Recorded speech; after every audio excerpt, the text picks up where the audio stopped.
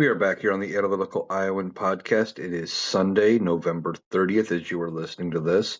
And of course, we got a lot to talk about. Now, we're wrapping up the month of November. It has been a rather interesting month. And of course, this podcast is coming again later than I anticipated. I was hoping to have it out earlier in the day. I was hoping to record not long after I recorded yesterday's podcast. That didn't end up working out. And even though there's snow here, and it ended up not being as bad as what they were predicting. Um, Still had to go to work, so I couldn't get out of that and wasn't able to get it recorded before I left for work. So I'm recording now. I'm going to hopefully get this recorded and up to you guys as soon as possible. I promised you a daily show, and that's what you're going to get. Now, one of the biggest stories that has gotten a lot of traction right now, and it has a lot of legs, is this story, and it's not really a story. I don't know how to describe it. This report, anyway, that has come out, and I don't know who leaked it, that Pete Hegseth turned around and had ordered the military to, quote, kill them all when it came to these Venezuelan drug boats. Now, we don't even know for sure that they were drug boats because they didn't follow any due process. I have said it before. The proper procedure would have been to follow them with GPS, surveillance, etc. And then once they hit U.S. waters, have the Coast Guard or even the Navy intercept them, search the ship if they were found to be running drugs, seize that, charge them with crimes against the United States, try them, and punish them according to those crimes. You don't send the military out to be judge, jury, and executioner. But see, Donald Trump thinks this makes him look tough. And he's thinking it's getting him positive headlines and that, it's going to take away from all of the other distractions that are going on, or it's going to distract, I should say, from the other things that are going on. It's not working. Well, this story comes out, and Pete Hegseth, according to the report, there was a bomb or a ship that was bombed, and it didn't completely sink after the first uh, bomb. So there were some survivors. They were hanging off the side of the boat, in no way, shape, or form able to continue doing anything other than fight for their lives. And they got blown up a second time and ultimately killed.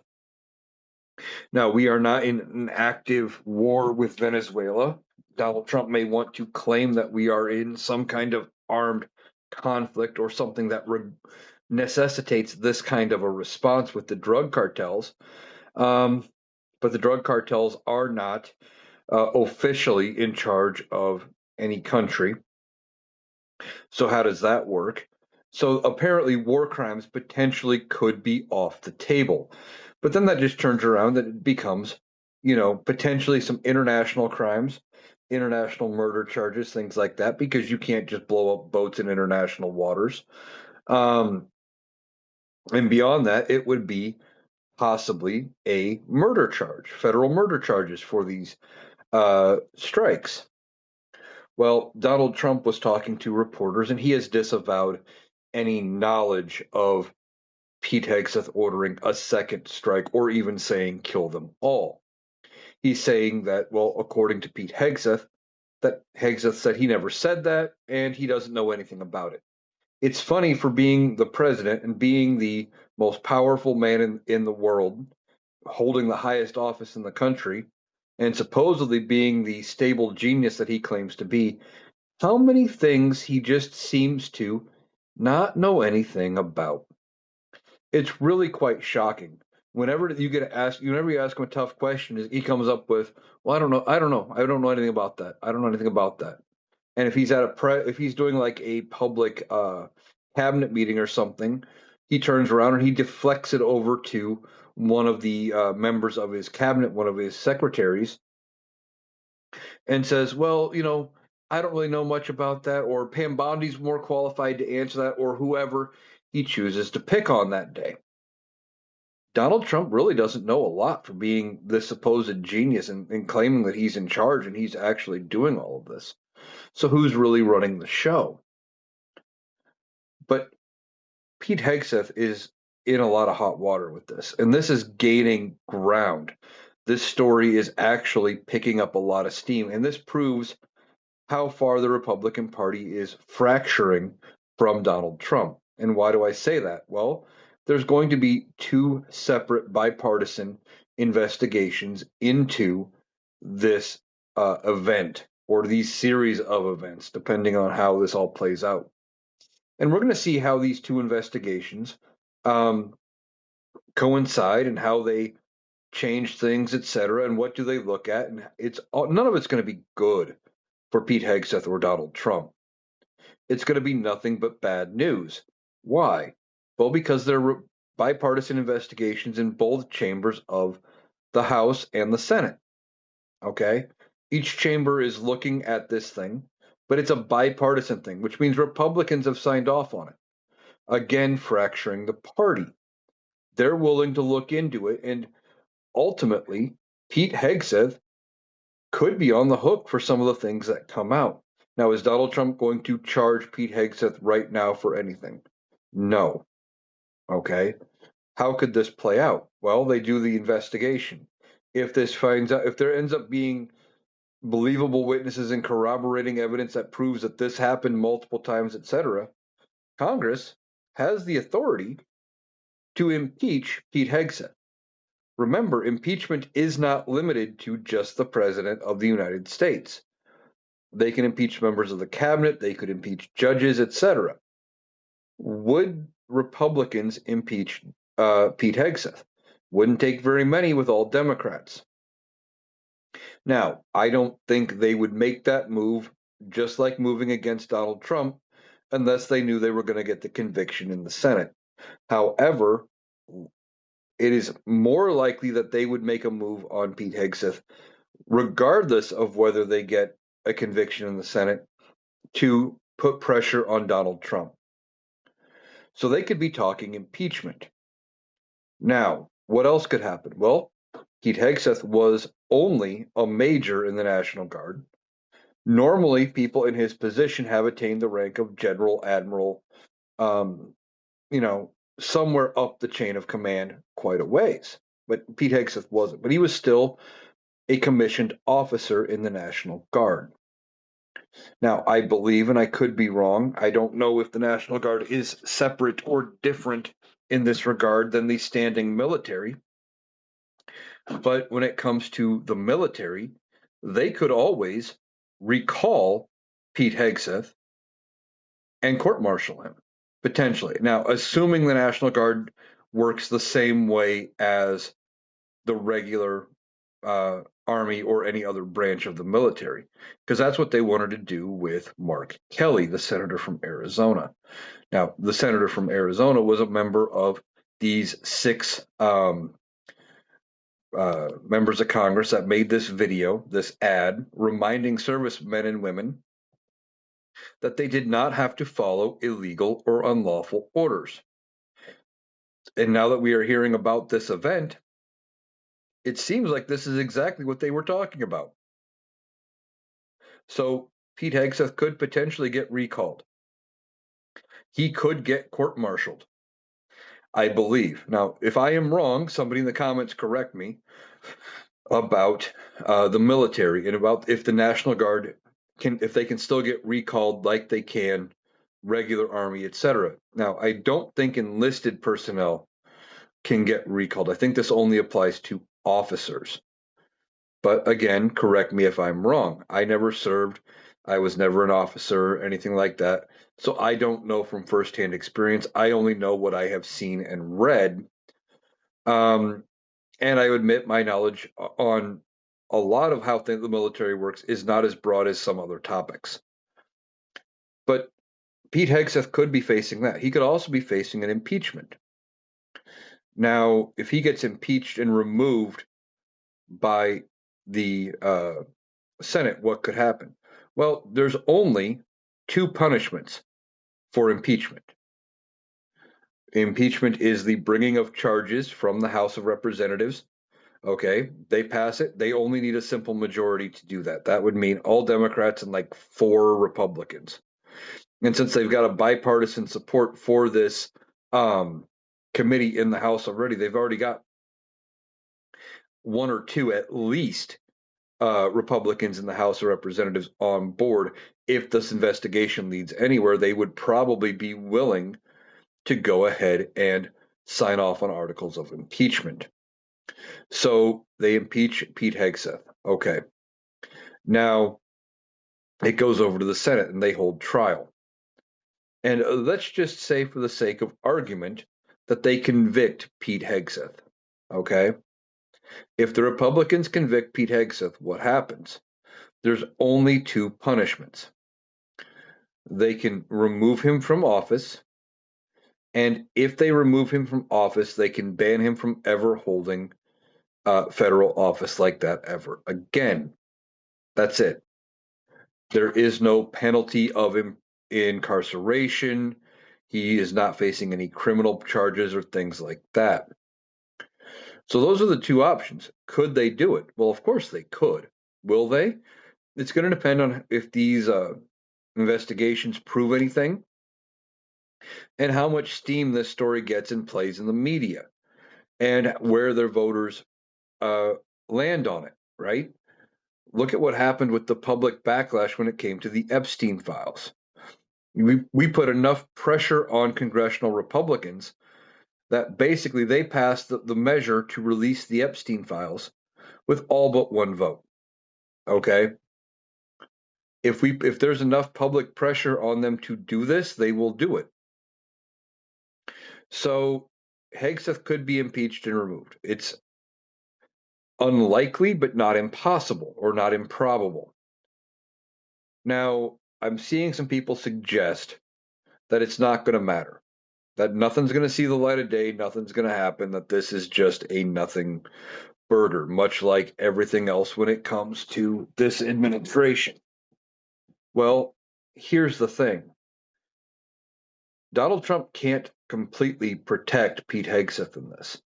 Sure, he comes out saying he doesn't know anything about it and he believes Hegseth. And he'll say that for now.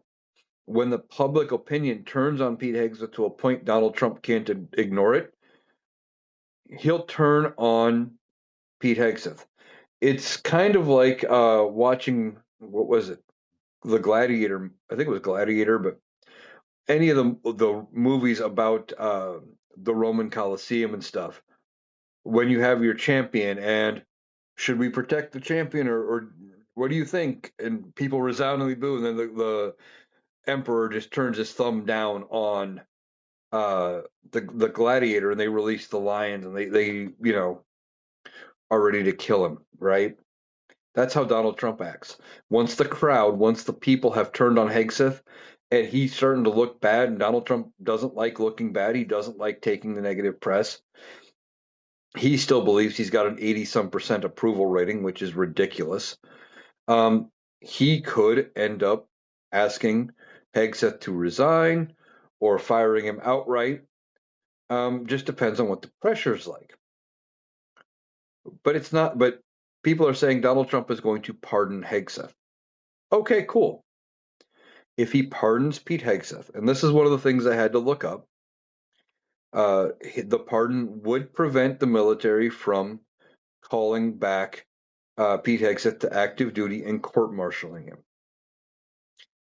Okay, it would preempt that. It would prevent any criminal penalties for any of the actions he did. Sure, it would do that. But pardons do not apply to impeachment. Why? Well, I talked about it just a little bit ago. There's only two penalties for impeachment: removal from office and a lifetime ban from serving.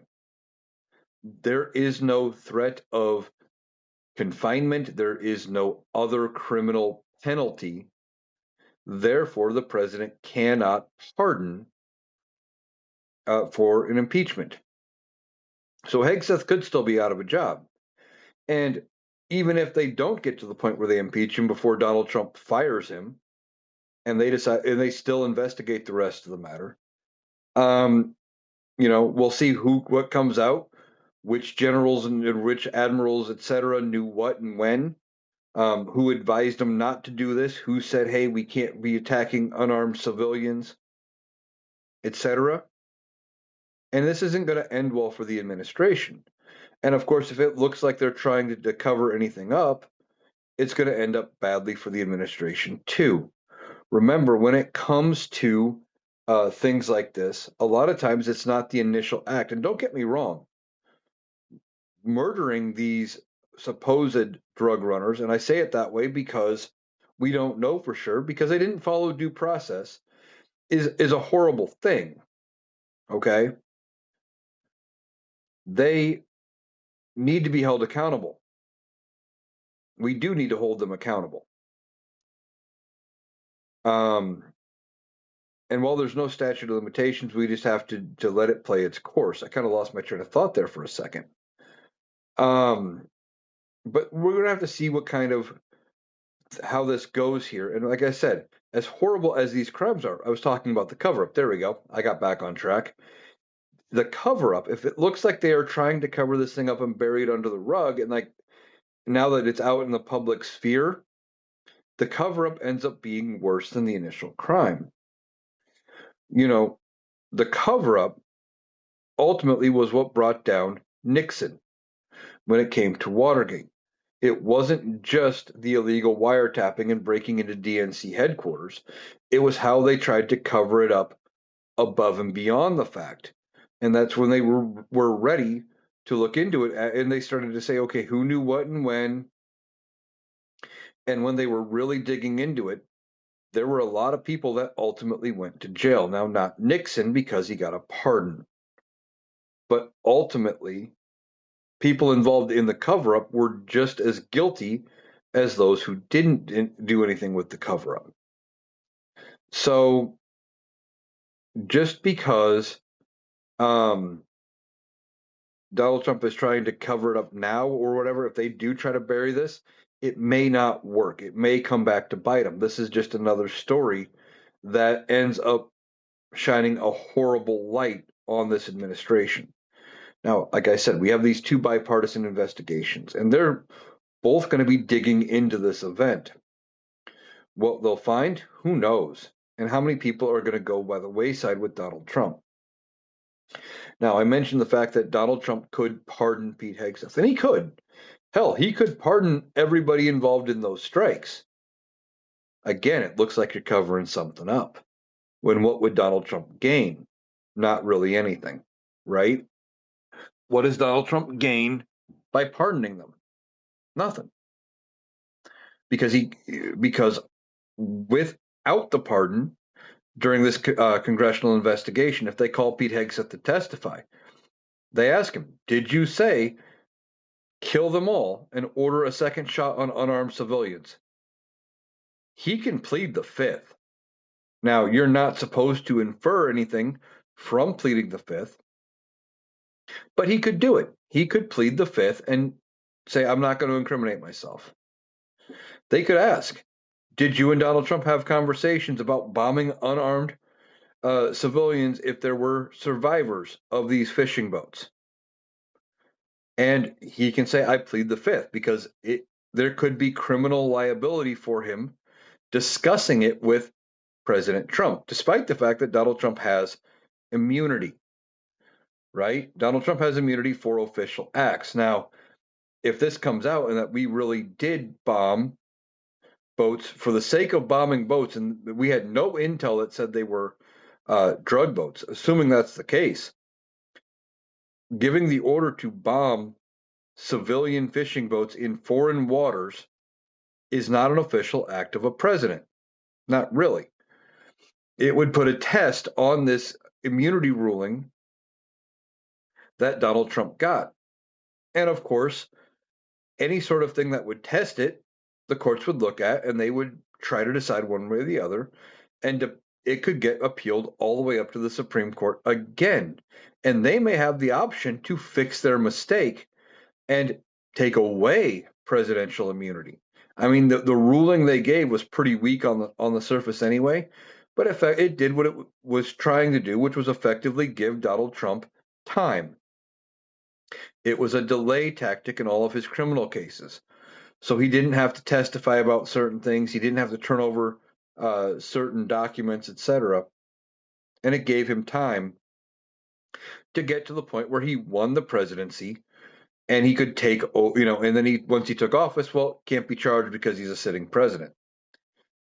So if the Supreme Court were to look at their immunity ruling because of a challenge, say, brought by this investigation, as Pete Hegseth is like, well, I don't want to look at it. And besides, any conversation I had with Donald Trump is covered by immunity.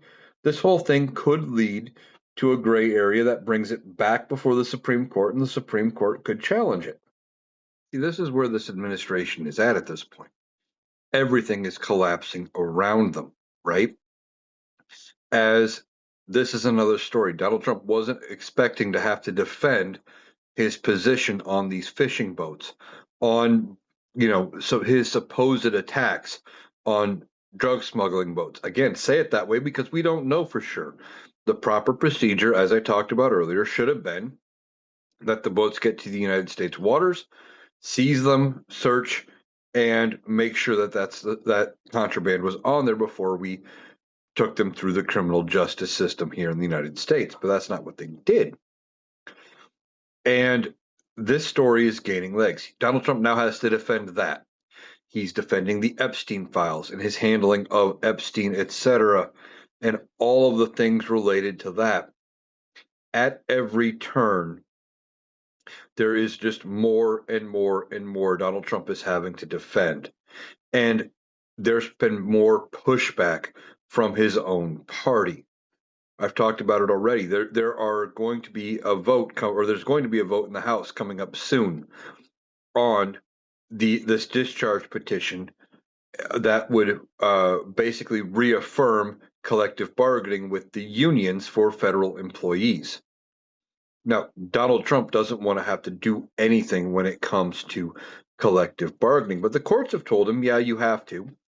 And this is just more, even though I don't think it'll change anything, and I don't think Donald Trump would actually sign the law. Now, I don't know if it's going to gain enough steam to have a veto-proof majority like the Epstein file release did, but potentially it could. And it's just another sign that the cracks are forming pretty deep in the Republican Party. They are getting ready to walk away from Donald Trump. Now, you'd think they would have done that already, that they would have broken from Donald Trump all the way back in 2021 when you have his mishandling of COVID and January 6th. And they had an opportunity. Let's not forget, Mitch McConnell could have voted to remove Donald Trump from office, and they could have banned him for life from ever holding federal office ever again. But he came out weakly and said after it, and I don't mean weakly in the time, I mean he appeared very weak by saying it and saying, well, Donald Trump's already out of office. It's not really a political issue anymore, and we need to let the criminal justice system handle it. Now, that's a very horrible Mitch McConnell impersonation. But anyway, that's what they did. If they would have just said no, we're gonna vote to hold him, uh, accountable for this, and we're gonna prevent him from holding office again, we wouldn't be here. They wouldn't be dealing with it now. And everything comes back to roost with Republicans. So now they have to make another choice with the collective bargaining, with the Epstein files. There's just so many things that this administration is juggling right now. It is scandal after scandal after scandal that Republicans are probably going to find a point when they have to walk away from Donald Trump. And they're going to say, okay, this is a bridge too far. We have to do something about this. We have to move on from Donald Trump. He is going to cost us the midterms. Okay. Donald Trump is a lame duck at this point. Now, they don't typically say you're going to be a lame duck until after the midterms of the last half of your presidency, typically because you could still influence the midterms. But the rate things are looking, the Republicans are probably going to lose the House by 40 or 50 seats, despite their efforts to gerrymander. And they're probably going to lose the Senate, or at least it's possible that they lose the Senate. And if they don't lose the Senate entirely, they're going to lose ground in the Senate. I just believe that there is going to be one hell of a blue wave, a blue tsunami, if you will. They are going to be pushing back against the Republicans. And Donald Trump is going to be caught blindsided by this. He's not going to know how to act because, in his mind, everybody should think he's as great as he thinks he is, right? This is going to cause chaos and confusion in the Republican Party when we get to the midterms, if they do lose the House and the Senate. So Donald Trump's effectively a lame duck now, and the party's just deciding when is the right time to move away from Donald Trump. Now, could it be this story with the fishing boats and everything? It could. It really could, depending on what comes out and how bad it is.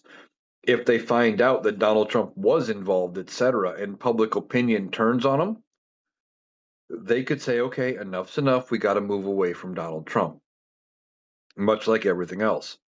Or it could end up being just the Epstein files. That could be enough to move away. We are counting down. Uh, you know, I don't remember what day specifically it is going to be. Um, but someday next month, that deadline is going to hit when they have to release the Epstein files, and they are supposed to be in a downloadable and a searchable format. So what is going to happen is, as this stuff comes out, we're going to be digging through it. Now, we've already heard that they've spent hundreds of thousands of dollars in overtime for the FBI to go through and redact out a bunch of damning information for Republicans, if that report is true. And if it is, oh, good Lord. If we've spent hundreds of thousands of dollars in overtime, et cetera, and thousands of man hours redacting the files, it's going to be for nothing, because the DOJ or the FBI files aren't the only copies. Now, one of the latest sets of emails that came out did not come from the DOJ. They came from the Epstein estate itself, and they released the file those things to the public. Other places are going to have access to some of the information. Not to mention, we still have a large number of the victims, the survivors, who are going to be giving their testimony in this whole thing. And as this all comes out, it is going to be one hell of a snowball that the Republicans can't dodge out of the way of. That they are going to have to do something here.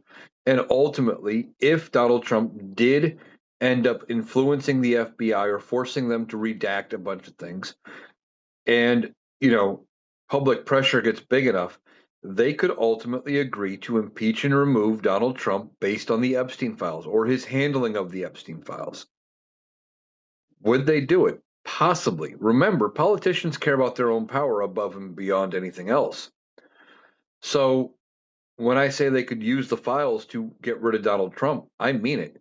If he is in there and it is irrefutable and they can prove it's him, because supposedly there are images in there way worse than what we've heard is in there. And one of the images that we have heard is in the files is a picture of Donald Trump with two underage girls in his lap, both topless. And that's pretty bad by itself, but apparently that's the tip of the iceberg, and the other stuff is way, way worse. Now, if any of that is true and it is in there, the Republicans may use that as their launching point to impeach and remove Donald Trump. Why would they do that? Well, because they want to gain favorability with voters going into the midterms, okay?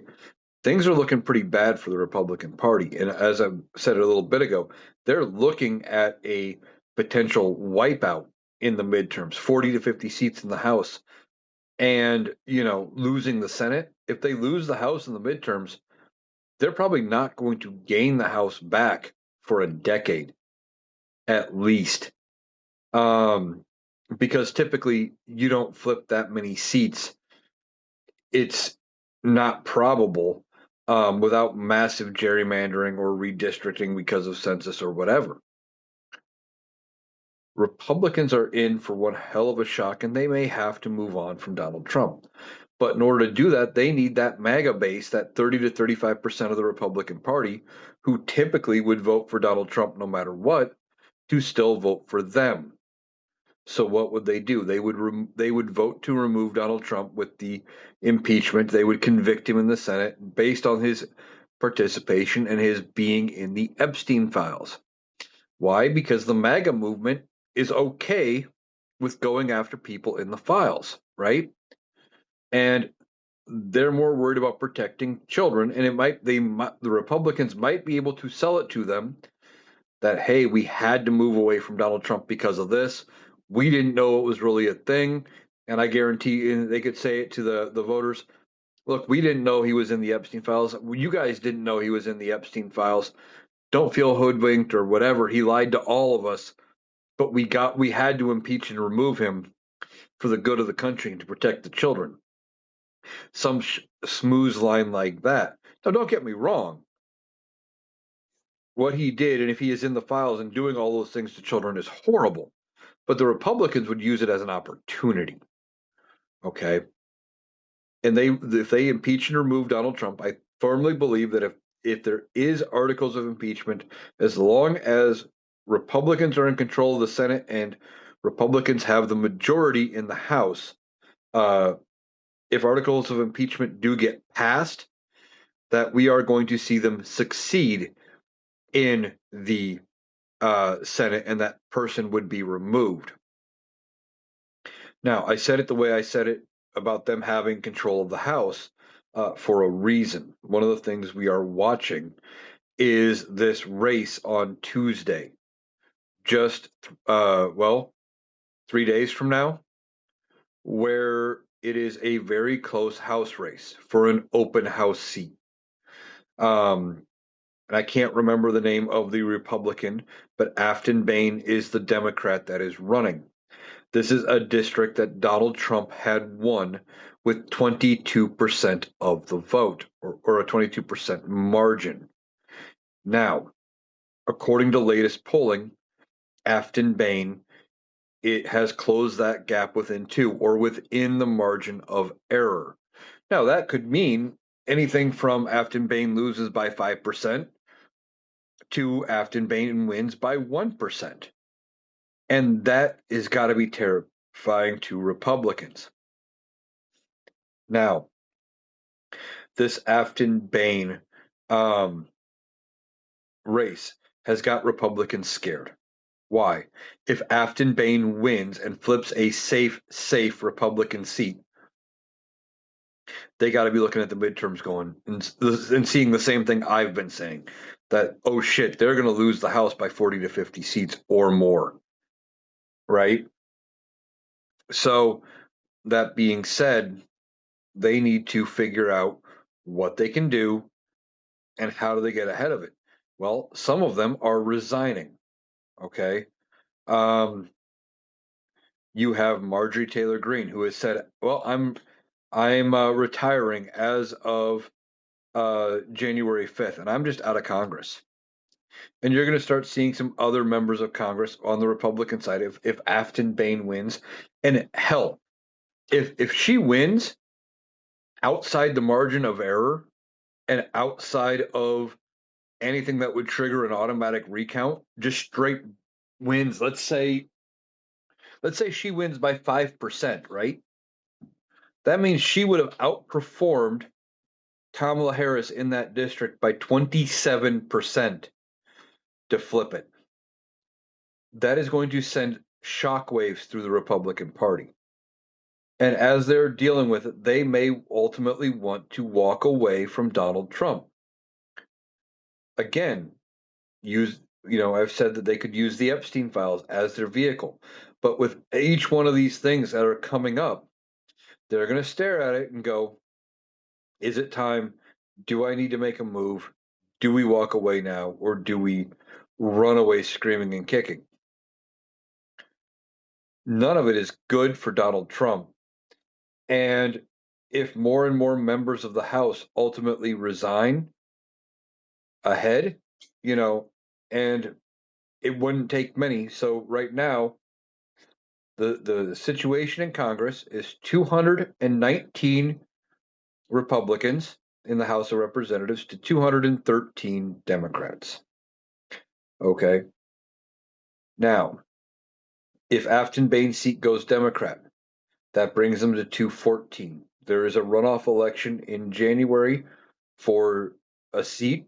Both members of the runoff race are Democrats. Okay. That brings them up to 215. You have the seat in New Jersey for Mickey Sherrill. That brings them to 216. Mickey Sherrill's seat was safe Democrat. So they should pick up 2 out of the 3 guaranteed. But if they pick up Afton Bain's seat too, that brings them to 216 to 219. But then January 5th comes around and Marjorie Taylor Greene is gone, right? And they're trying to get her to reconsider and to stay in Congress. And she's like, for what? You guys have turned on me completely. And now that she's on the other side of it, she doesn't want the political tone to be as loud as it is, to talk all of the rhetoric and everything like that, now that she's on a receiving end. Weird how she could have been completely hated by people on the right for a few weeks, maybe a couple months, and it was enough for her to call it quits. But we on the left have hated her since she got elected in 2020, and she never felt threatened enough to resign by anything we were doing. We were just vocal about the fact we didn't like her, and that was it. But her own party doesn't like her, and suddenly she's talking about getting all kinds of threats, etc. And believe me, there's no reason for political violence in this country. But this whole situation, if she ends up, resigning, like because they're still trying to talk her out of it. But assuming she resigns, okay, that would bring the Republican majority to 218.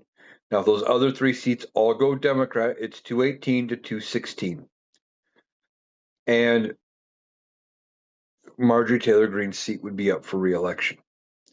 Now, if Marjorie Taylor Greene somehow, some way wins re-election, or not wins re-election, if a Republican wins that seat, I should say, somehow, some way, uh, which I shouldn't say it like that, I guess, because it is a rather safe Republican district.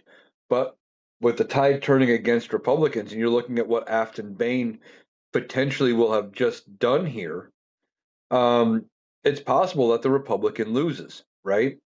So if the Republican loses somehow and a Democrat wins, that brings it to 218 Republicans to 217 Democrats.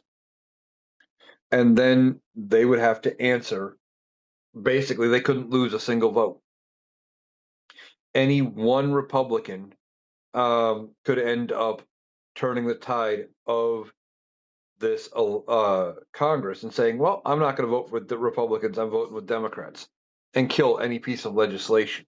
If they want to bring forth a measure on anything, and they have to use a discharge petition, it would take only one Republican and all Democrats in this scenario. This would be one of the largest flips ever mid session. And if just one more member of the Republican side walks away, resigns, quits, dies, anything, and the Democrats pick up the seat, Democrats could flip the Senate or flip the House mid session. I don't think that's ever been done. But, and I only bring it up in part to show how razor thin their majorities are and how fractured their caucus is that we're even talking about it as being an option. So we're watching the race in Tennessee to see what happens.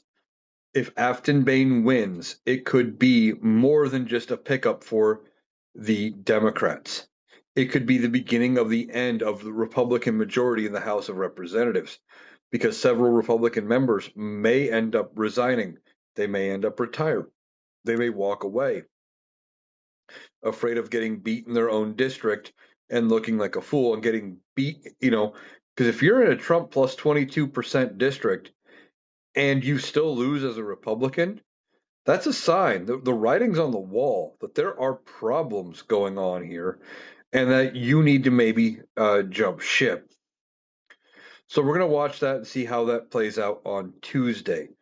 If you are in Tennessee and that is your district, I encourage you to vote and to get anybody else out that can vote, that you can get out to vote.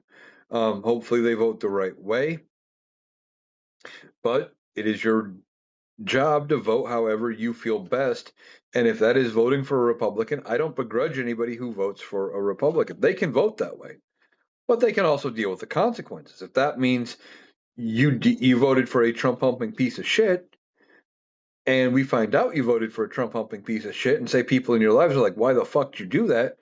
You know, and they don't want to have anything to do with you, that is okay. That is allowable. And, if that is what happens, so be it. So watching that race for that seat on Tuesday. Now, Donald Trump was talking to the press on his flight back from Palm Beach, where he spent Thanksgiving, and he was talking once again about his health. And Tim Walz was pushing out the idea, asking for Donald Trump to release the MRI about what they looked at and the report from the MRI, etc., to figure out what is actually going on with Donald Trump's health. And of course, one of the reporters asked him about it. And Donald Trump said, yeah, I'll release the Epstein files, or not the Epstein files, Jesus. I'll release my MRI. I don't know what they looked at, but I'll release it. It was perfect. I'm in perfect health. And so we're going to get a look at whatever this MRI was about.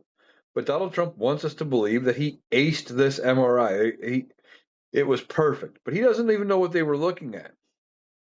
Except he did manage to say, he goes, well, I know they weren't looking at my brain. And of course, the first thing that popped in my head was, can't look at what's not there. But he said they weren't looking at his brain because he aced the cognitive test or the IQ test. And this is the thing he's been talking about since he took it, right? Talks about passing it, about how the last several questions are very hard. There are no questions on uh, the cognitive test that he took, right? It's the Montreal Cognitive Assessment. We talk about it a lot. And with this Montreal Cognitive Assessment, they're trying to get a baseline for where your mental state is, et cetera, and how you are doing and how you are progressing and everything. If they think you have dementia or you're a candidate for early onset dementia, et cetera. So they look at your movements, they look at um, how you respond to certain questions, and then they use it and they compare notes from time to time to time to see how you did. Did you improve? Did you get worse, et cetera? And Donald Trump, of course, says he aced it. Well, they're going to tell him he aced it no matter what. And when he gets in there and he says they're going to release this MRI, we are going to have to figure out if it's a legitimate MRI or if what they were looking at and why. And I can't wait to see it, find out what they were so worried about. Now, it may give us some clues as to the bruising on his hands and everything else. Some people are suspecting that he is on some kind of dialysis, which is entirely possible, or that he has had strokes or something like that.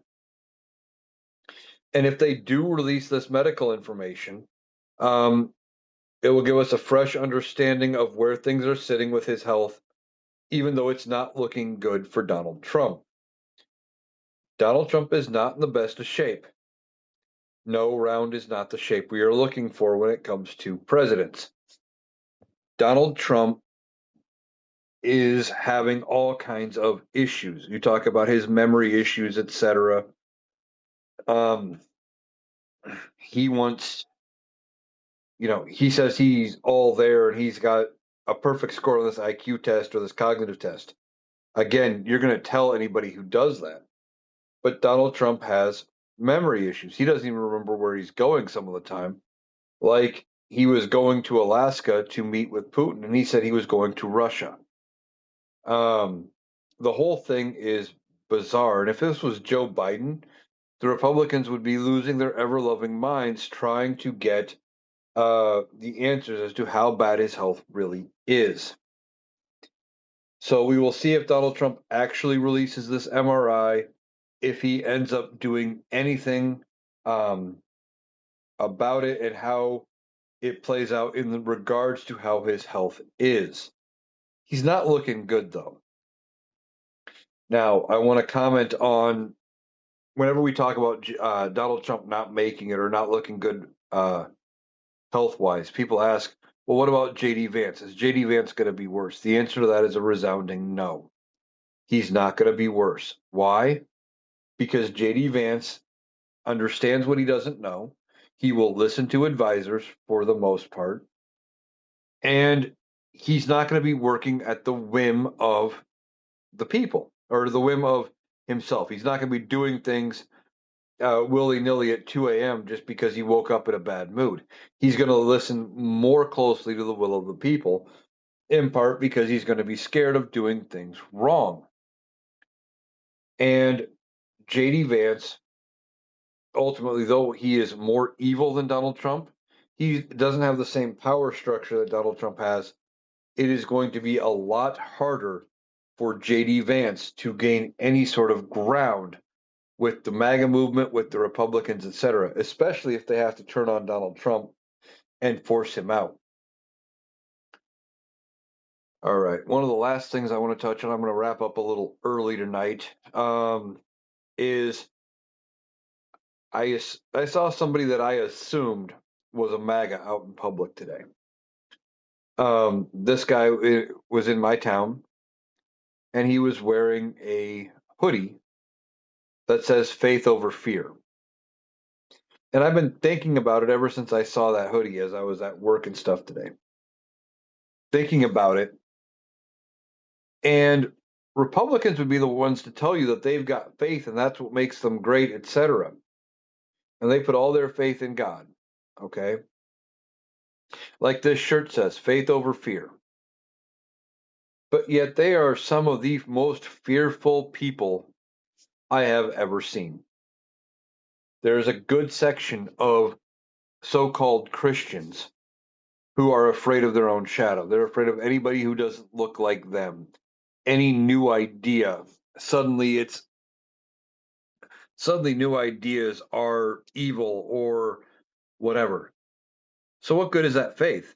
If that faith is not making you better and not actually making you less fearful, what does it mean? And what's with the shirt, right?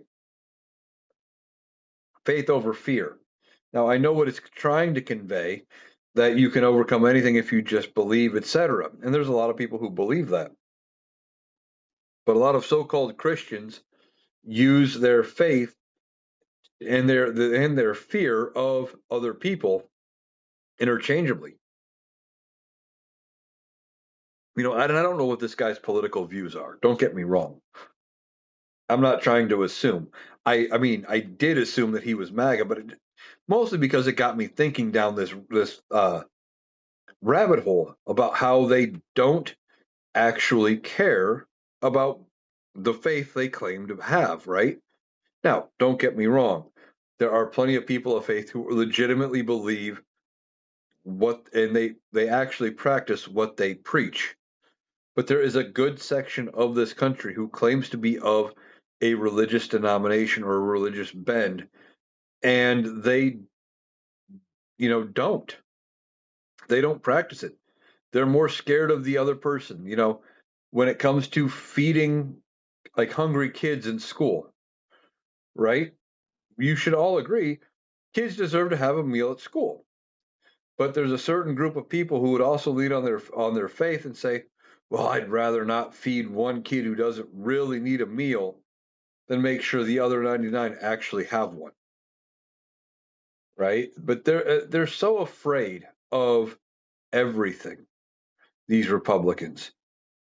They say faith through faith over fear, but they turn around and they're afraid of any immigrant coming in. Oh no, they're speaking a language I don't understand, and they call the cops. It was very ironic, I guess, oxymoronic, maybe. The whole thing was just, it got me thinking, and I thought I would share. So I'm going to wrap it up a little early. Normally I do about another 5-ish minutes, but I'm going to go ahead and call it here on the Analytical Iowan podcast. I want to thank you for joining me, even though it is up later than normal tonight. Um, I hope you have a great day. I will be back tomorrow, hopefully with one up earlier in the day than this one. But thanks for sticking with me as I'm getting everything going again after the debacle that was this snowstorm and everything that related to it that just threw my schedule into a little bit of chaos. So thank you for taking the time to join me. Hope you have a great day, and I will be back tomorrow.